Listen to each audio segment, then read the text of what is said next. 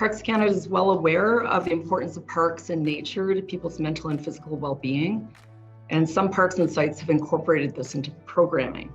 So the Rouge National Urban Park has partnered with the Scarborough Health Network on a program called Mood Walks for Mental Health. They hold about 10 mood walks per year, and this is aimed at transitional youth in child and adolescent mental health programs. Grossmourn National Park has the program Healthy Parks, Healthy People. This was inspired by a similar Australian program.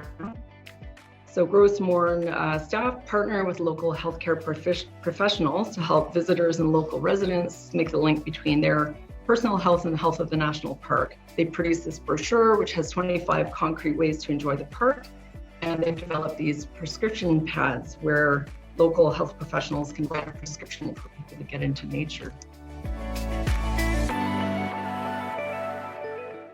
So the Nature Trust is a registered charity, nonprofit, focused on the conservation of privately owned lands of ecological significance in Nova Scotia. And I'll get into the privately owned piece in a second. So the kind of primary mission of the organization is to protect Nova Scotia's outstanding natural legacy through land conservation. And that means, having a representation of kind of unique landscape types, as well as, habitat for species at risk, coastal protection, freshwater. We've got 6 major project focus areas. And in recent years, I think it was 2018, we actually added a new project focus area, which was urban wildlands, just recognizing the importance of having access to nature for folks in the urban environment.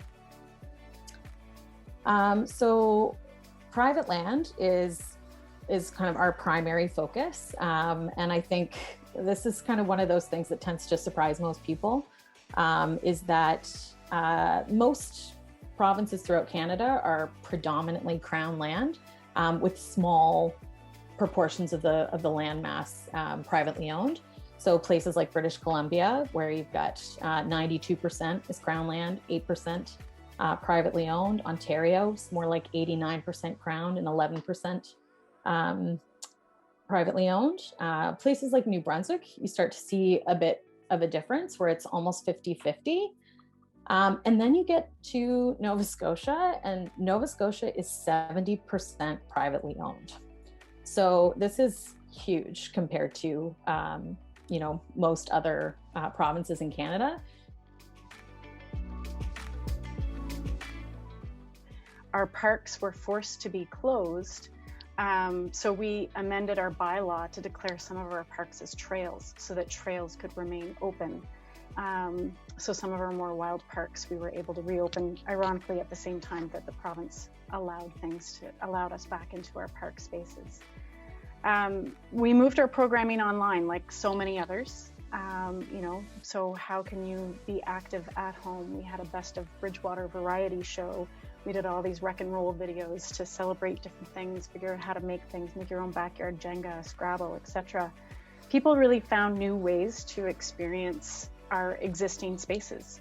The cemetery was almost a daily adventure for myself and my kids. That's my daughter. We would do a turtle count to see how many turtles we'd find in the pond. But in speaking to our cemetery staff, they saw a tremendous increase in people visiting the cemetery as a place to walk, to be outdoors, walking their dogs, their kids, etc. And because we have a great trail network, luckily, very, very luckily, along the river and through our parks, and those trails remained open, we had access to being in the woods, to being outside of our 4 walls.